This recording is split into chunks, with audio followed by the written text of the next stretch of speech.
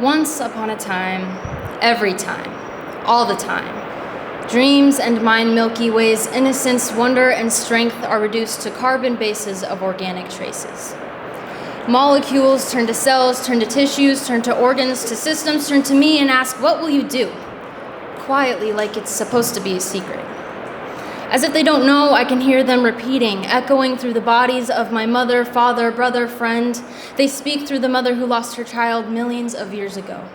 They slowly flit away from that deep, dark cave where a civilization first learned to grieve their dead. They didn't expect us to get this far and turn over their secret of rock. But they made the mistake of reacting just right so that the 12-year-old on the bathroom floor wishes they never came together and gave them this life. Wishing and crying that the fish never left water, dying for a chance that their dreams and mine Milky Way's innocence, wonder, and strength turn back into nothing but carbon bases. But kid, there's more to it than that. The iron that runs through your veins, the taste in your mouth when you bite down on your tongue too hard because you can't be found screaming, created the stars from supernovas. Do you think it's a coincidence that your cells creating life are the same shape as a star when it dies? That your veins are like lightning and your eyes like black holes, fingerprints like the gravitational pull of every celestial body? Each and every one of us carries a universe inside us. So when you degrade yourself, let others degrade you, you are destroying worlds that could have been. You're cramming galaxies and the infinite into the definite, something it was never meant to be. You look up at the sky and sit in awe. People study stars for a living because we know the fact that it's here is a miracle. So why don't you look at yourself the same way? What makes the freckles you hate any different than the constellations you traced your fingers through as a child? What makes the thighs you take your hidden anger out on so much different than the tree trunks holding up a safe canopy? Your scars are like the remnants of earthquakes in the ground, a symbol of perseverance. You struggle to fall asleep wishing you would just stop breathing in your slumber, but your lungs are shaped like tree branches, both supplying life thanklessly. Sure, our souls are only here for fleeting moments. In the time span of space, our ideas and dreams have about as much of an impact as the speck of dust you just breathed in. But you have to remember that the glimmer in someone's eyes when they hear the words, "I love you," are older than Saturn's rings. Being held evokes the same feelings as lying down in a soft stream. And if you still don't think that's enough for you, could you at least learn the names of every grain of sand first? Recognize the folds in the brains of a lover, stretch your limbs out in a field and fall asleep. Count every heartbeat in the room and realize yours isn't any quieter than the rest. That day you cried in my car, I wanted to hold your hand.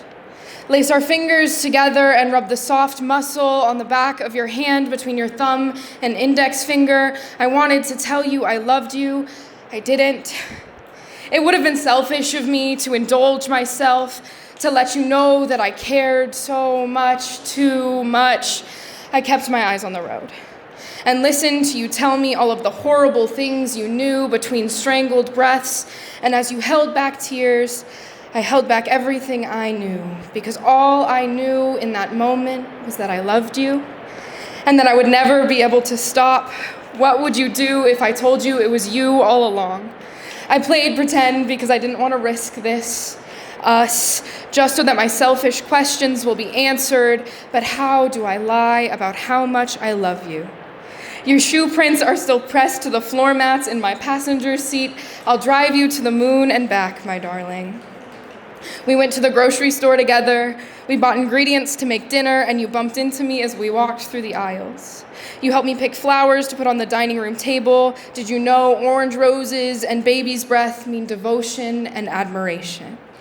Later that night, I told you about my goals in life. When we sat on my deck in the cold, it was right around midnight.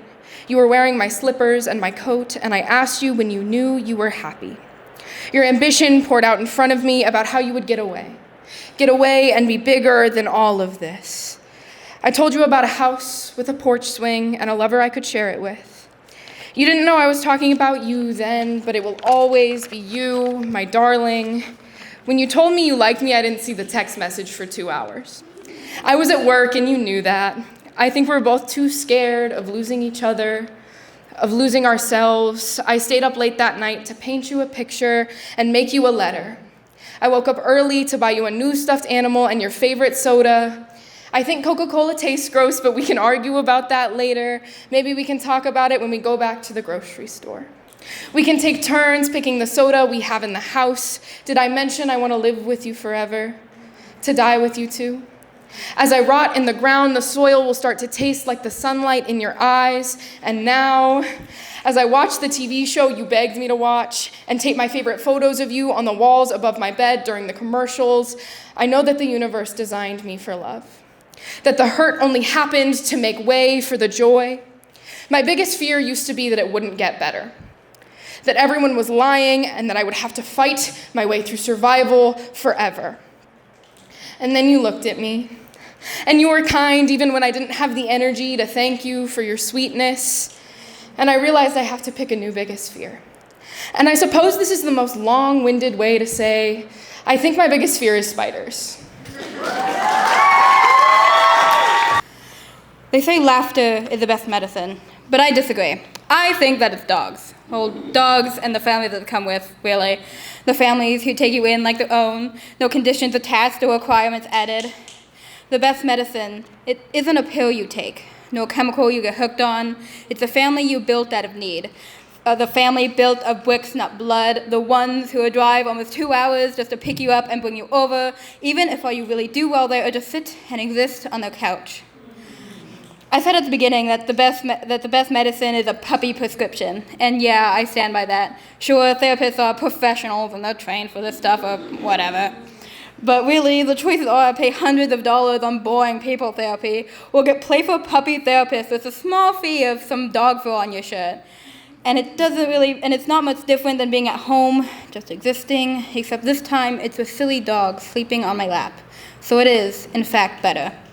And I don't particularly mind that the jet black fur keeps darkening the light gray of my jacket, like how the small actions and lessons of my family continue to stick with me. Both lessons I wanted and the ones I didn't want, but I needed anyway. I sat on the couch. I've laughed there, and I've learned there, made friends who became the closest set of brothers I have. I cried there. I'll never forget what it was like having someone hear me that night when all I needed was to be heard, listened to. I'm thankful that I had my family there to fill that role. I knew I needed help and hospitalization. If the cuts on my arms and rising fear of food wasn't a clear sign of that, then I had a path that was repeating which definitely showed it. I don't want to get to that point again, I'd sobbed. I sat on the couch crying, begging for help, tears falling down my cheeks, my voice shaky and quiet. I don't want to die. They heard me, and they helped where they could, and by the following day, I'd gotten into a hospital. I don't think I would have kept trying for help if I hadn't had them. Everyone needs a family like mine. They'll make me laugh and let me cry when needed, who will kick my butt into getting help whether I like it or not, who will shove a bowl of food into my hand and stare at me till they see me take a bite just because they decided that I deserved food when I'd already decided that I didn't. Yes, I laughed on their couch. I've cried on that couch. I've cried to them because they made me eat, and I've subtly glared at them because I didn't want to admit to not being okay after they figured it out in less than 30 minutes walking with me. But I've also sobbed after hanging up on the phone with them purely because she said that they were proud of me. Maybe the best medicine isn't laughter or pills or prescription. It could almost be a set of dogs. But maybe there isn't some singular best medication to take. But the found family you needed, the family you found whose fur children will turn your white coat black, that family, the ones who don't just say that you can talk to them and that they'll listen, but they show you. Sometimes that family is the closest thing to that made-up best medication.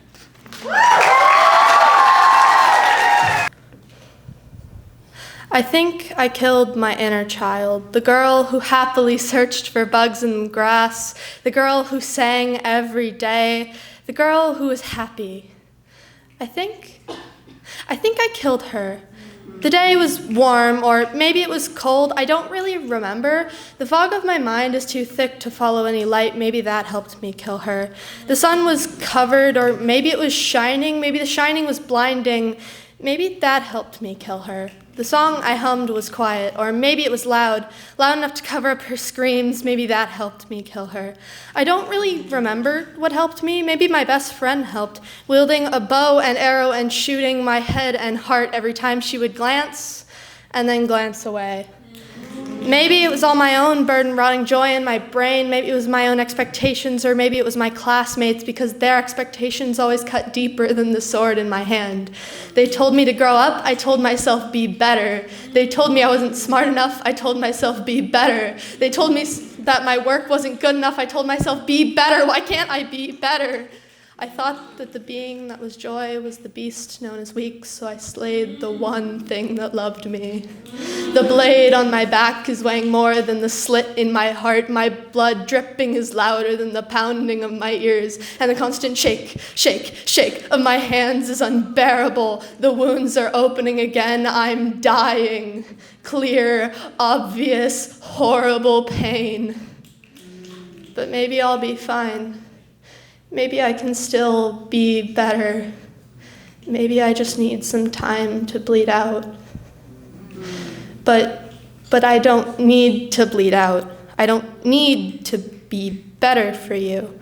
I don't need to hold a dagger to my heart and wonder why I'm still not good enough. Finding the strength to pull out that dagger and hand it back to myself, giving myself that power again and not using it, that is the hardest thing I have ever done. Allowing my inner child to be resurrected, to face the struggle of being seen as childish, to face the people who called me so mature for my age and hiss back with the words I used to hiss in the mirror, choosing myself over the gun, choosing myself over the knife, choosing myself over the rope. That is the hardest thing I have ever done.